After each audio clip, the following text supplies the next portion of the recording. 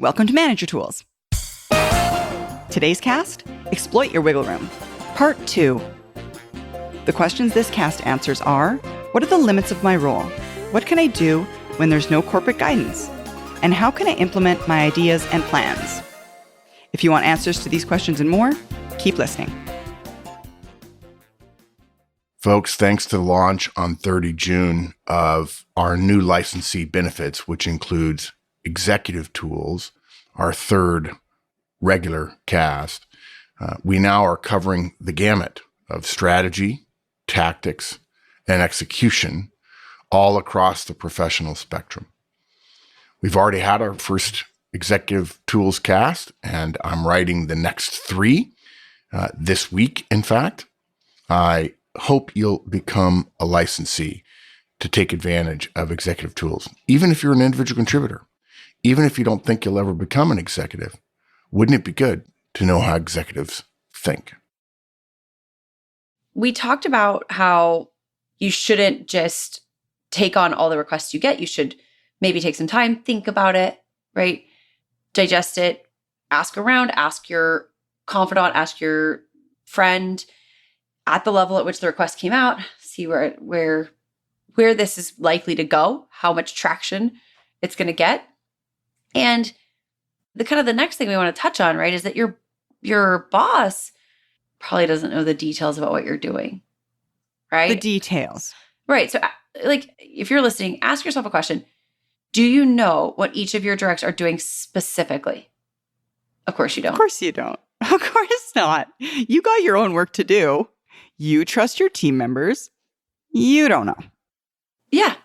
For me, it's always the most obvious when I think about how other people do the stuff that they're doing, right? I mean, I always think of it as kind of the same thing about like when you lean over someone's shoulder to watch them use their computer and you know how to do the thing that they're doing. Mm-hmm. And they also know how to do it. And you watch them and the way they do it is completely different from you. For me, it's that moment that always reminds me, you don't know enough about what your directs are specifically doing. Or maybe you do, maybe it's enough, but you don't know enough to be able to say like, these are the hours they're spending on this. This is the hours they're spending on this. Also, they're doing stuff you don't know. And you trust them. Don't panic. It's not the end of the world. It's just that if that's true for how you manage your team, right? What makes you think your boss knows what you're doing specifically? Right. They don't. And he doesn't. Mm-mm. Yeah. Of course they do. I mean, how often does your boss ask you to go down the list of your directs, asking for their strengths and weaknesses? I mean, probably annually. Sure. Yeah, maybe. Right? Yeah. How often does your boss ask for updates on your top performer whom you and he agree ought to be considered for higher ups for more responsibility and promotion? Probably just before the meeting where he has to go in and talk about high potential employees or a promotion opportunity. Also like 1 hour before, not a week before. Yeah, no, exactly. It's not like you talk about it every week as a follow-up item or something. Yeah. Exactly. Yeah. Now, how often does your boss follow up on a situation you briefed her on from a couple of weeks ago? Even if it was a little bit sensitive. I mean, maybe somebody on your team got in a little bit of a political tug of war. There was a bit of a riff between them and somebody from facilities management over, I don't know, who knows, new desks for the new office layout post-COVID work from home. Is your boss going to follow up on that situation that occurred a couple of weeks ago? Nope. Not in my experience. Yeah. Because she probably rightly assumes that if she needed to know, you would tell her. If you're not telling her, it's not a problem that she needs to concern herself with. The problem obviously got solved. Right. And her lack of questions should say to you that she expects you to handle it. Not handle it her way. Right. Yeah. Just handle it. Handle it. Right. Here's no griping. She's not looking back. She's only looking at the future. We talk about this in conferences where we talk about like, does anyone else feel like they live in a no news is good news scenario? And people say yes. And I always describe it as long as no one's screaming, everything's fine. And that's kind of the point here. It's not that your boss doesn't care. She does. The point is that there's a difference between caring and knowing specifically what's going on. In this vacuum, this is another space where you've got wiggle room. Do you think your boss knows the first names of all your direct's children? Of course not. She does not. She certainly expects you to know, or we hope she expects you to know. She's going to assume, if she expects that you know, and leave it to you to get that information, to keep it safe, whatever. So, extrapolating here, even worse, we'd bet that at least 40% of directors in large organizations cannot say with certainty how many directs each of their directs have. I mean, there's definitely a possibility that your boss doesn't even know exactly how many skips they have. Mm-hmm. Absolutely. It's not top of mind for them constantly. These things that are so vitally important to your day-to-day business. It's just not important. Guys, again, here, we're not saying that your boss doesn't care. They do, just as you do. But the difference is caring and knowing. Mm-hmm. They're two different things. Don't assume that you can only do what the other people do. Don't just do what everyone else does because it's politically less risky for your career. Your boss has given you implied trust to make your own choices. Mm-hmm. That's just the nature of modern organizations. Mm-hmm. So utilize that. Yeah. This is an important question, but ask yourself, if you were in your boss's role, would you trust your subordinate managers to make their own decisions and run their own teams lacking specific guidance from you? If you would, you've got wiggle room. Yeah, exactly. Exactly. You should Which use takes it. us then. Yeah, you should use it. Absolutely. We'll tell you how next. By letting you know you can make any change you want. Almost Any change you want. Good catch. Because it isn't almost. Yeah. Obviously, for example, you can't change somebody's pay without HR's approval, Mm-hmm. which means your boss needs to be involved. You can't promote somebody to a new position with an associated change in salary and benefits. Again, your boss needs to be involved. That affects their budget. Can't do that. You can't fire somebody with lack of cause out of the blue. HR's got to be involved in the firing process in every organization. But those are about the list of almosts. Yeah, there are all kinds of things you can do. Yeah, exactly. You could make 2 or more of your individual contributors team leads. And they don't have to be technical team leads either, with only responsibility for providing technical guidance. Right. You could have them do one-on-ones with parts of the team. And by the way, you would then only do manager tools one-on-ones with your new team leads. And your 2 team leads. Right. Mm-hmm. And yeah, you'd have to convince them to take on the responsibility of manager, essentially, without a pay raise for now. But after your boss sees how it works, assuming you chose well, maybe they'll go to bat for you at the next performance or salary review period for, hey, team leads. And exactly. We get this question all the time, like what is the perfect team size? There's no perfect team size, y'all. It depends on what your directs are doing. But span of control is a big deal. It's really popular for budgetary reasons and for a plethora of reasons to keep organizations flat. Unfortunately, that leads to situations where people have a lot of directs and it's hard to manage at a certain level, that number of directs. Hey, consider some team leads. Yeah. Maybe. Exactly. Look, okay, so maybe you have to tell the teams that leads, this is a test. Maybe you want to tell them, hey, there's a chance someone comes back in and vetoes me on this, but put yourself in their position. Suppose you wanted to become a manager one day.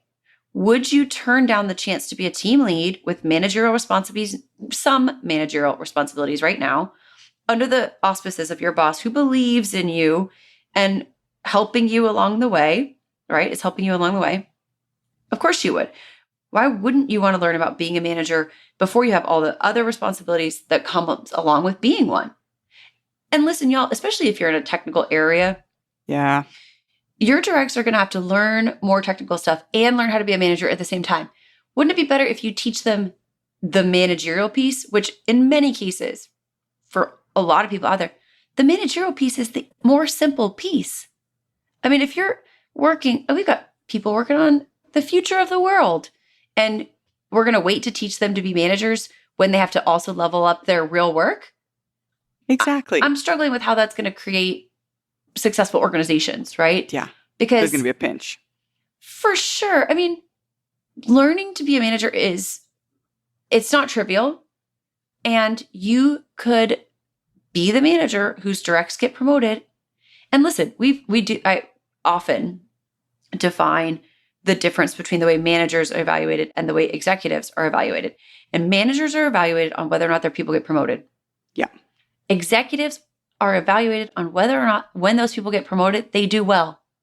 Mm-hmm. How are your people going to do well at the next level? Well, yeah, and I guess maybe some of them, okay, because people will say, well, hey, it's their personality. Okay, no, thumbs down on that. It's not a personality trait. You can learn to be a manager. Yeah. And it's your responsibility as a manager to train your directs in some capacity for their future. Yeah. If some of that's going to involve management, hey, look, you could have these team leads. They could be involved in manager tools one-on-ones with the directs. They could write performance reviews for their directs. Yeah, you'd have to sign it. And maybe you give them feedback and you have to rewrite it. Okay, maybe it's fine and you sign it and it officially comes from you. Hey, less to do, more time to focus on higher priority work. And your team leads would have learned how to write them before they had to learn to write them and learn how to input them in the system, which was never built for them anyway. Yeah, exactly. That silly system that was never built for you. Mm-hmm. All of this practice being a manager, an actual manager under the guidance and leadership of you, a practiced and successful manager, it's like managing with training wheels. And yet I'll bet that there's some people out there getting a little bit nervous at all of these things that we're now suggesting they do. And that's all right. I mean, we'd bet that you're starting to feel a little bit antsy, but we know that there's not a CEO in the world that would tell you, no, don't do that. You have to involve HR. There's a structure change. There are rules for that. That's not how the CEOs think. Who thinks like that? HR. HR definitely thinks like that. Now, something to remember, you and your boss don't work for HR. You and your boss report up to the CEO. Your CEO, if this new structural, I'm making quotation marks, change we're put into practice would ask some simple questions. Why are you doing it? And is it working better than what you had before? Yeah? Okay, are the results better? Okay, good. Is your team getting more work done? Yes? All right. Go for it. Keep doing it. Yeah, it's really reminiscent of this story about, I know you and Mark's definitely told this story before to us, but this story of this chief naval operations guy here in the U.S. Navy. This is years ago, but he's visiting every U.S. naval base in the world. It's his first year on the job as chief of naval operations and visiting all the bases. Former enlisted sailor, really knew what it was like to be in the trenches, to be in that position. And every meeting started with him sharing his vision for the Navy, something about the next year's plans, and then he would open the floor to questions, even if there were, 1,000 or more people, sailors in the room. So he's opening these things up. And one senior enlisted sailor said to the guy, he's the chief of naval operations, the CNO, he said, I need some help. He was a single dad. He was made recently so by the death of his wife, who was also a sailor, and the mother to two high school age children. So his wife, who was also a sailor, passed away. And he told the CNO that due to Navy regulations, his next duty tour would be a long one at sea, away from, as I've apparently started calling them, his children's, who were still grieving over the loss, of course, of their mother. And he said he was really close to his 20-year retirement and wondered if something couldn't be done so that he could stay shoreside to be close to his kids, be a family, watch them graduate, so on. And the CNO responded with, Chief, you are officially retired as of today with full retirement benefits. And of course, as you can imagine, The crowd goes wild. The crowd goes wild. Yeah, they're just exactly. And that's how CEOs think. Yeah, that's the thing. They're not sitting around wondering whether you're following every rule promulgated by all the staff agencies upon you. They're wondering whether you're doing as much as you can for the organization to achieve results, retain your team, and grow your capacity. Mm-hmm. That's it. Yeah, they're forward thinking. So if you're a director, let's say right now you're a director with 5 managers working for you. When you were a manager, you outperformed your peers, in part because you created those team leads. And so that's how you've made this level through these promotions. And you've gotten more from your team of, say, 10 people and developed one of those team leads so well that she took your role when you got promoted. So that was you using your wiggle room. You got five of these managers working for you, one of whom used to be your direct, when you were a level down and she has your job. You instituted basic agile practices. You started one-on-ones, quarterly progress reviews, structured briefing around key goals and deliverables. You were clear about objectives, repeated your team's goals and metrics and progress every week. You had a standard way of running meetings. You worked with a couple of peers to arrange for coverage so your team could go on an on-site, off-site twice a year to set goals and report on progress. And now you're a director. Mm-hmm. Okay, so how are you going to lead managers? Well, I mean, that seems easy. You're just going to teach them to do exactly what you did. Yeah. Right? It worked. It worked, despite the widespread belief that management is personality. You know, it's just another system in the organization, the most important system in the organization, leading people. So you're going to insist that your managers follow your lead with the systems the organization has already rewarded you for. It clearly values those kinds of behaviors, a la you. Now, sure, when you get this new directorship, you're going to probably wait your 90 days following the 90-day rule podcast before you start making changes. With everything except one-on-ones. Well, yes, with everything except one-on-ones, obviously, yes. And you're going to have that chance to build trust with folks who are going to carry the water for you. You're going to, teach them how to do their own one-on-ones. And you're not going to forget to measure their success using whatever measurement tool. We've got podcasts and exec tools, how to measure one-on-ones if you're using Roadmap. Yeah. You can have them share their dashboards with you so you know how many of their one-on-ones are happening. And you're going to drive your meeting processes, reporting, etc. across all of your manager directs. You're going to teach them the difference between tasks and deliverables. You'll institute regular personnel reviews where you ask your manager directs to brief you on their team members. And you're going to find out what your manager directs are doing to develop those team members, followed by following up on what they commit you do. You could institute skip level meetings to make sure managers are pushing key messages to their team. You're going to teach managers to build relationships with your HR business partner and include that partner in your personnel development plans. And hopefully you'll resist the misguided idea that this is micromanagement. Yeah. Listen, y'all, when you hear that, tell your managers, no, it's not.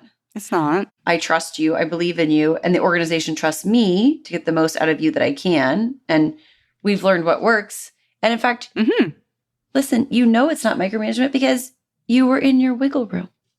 Right. Which is now starting to sound like a place in my mind. Right.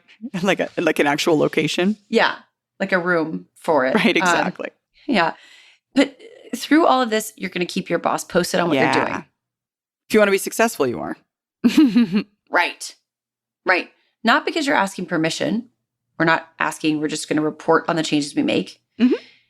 And we're going to be willing to answer questions about why we're doing what it is we're doing and how. And the answer to that is we're doing these things because they work and they're the right thing to do. It's right because the organization, if you're in this director level, has already rewarded you for doing them before. And part of the reason we're briefing our boss, y'all, is because you know that there might be some people in your org who will complain that you're changing a lot of things and everybody's so busy, right? But you tell your boss so that when she hears these complaints, she'll already have been briefed. And so pre-wire. Right. So she'll know. She'll be able to say, oh, yeah, I was already aware of that.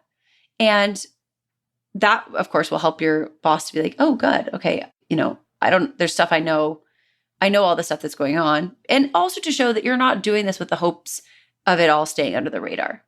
It's on the up and up. It's not a secret. No. You're not doing anything wrong. Right.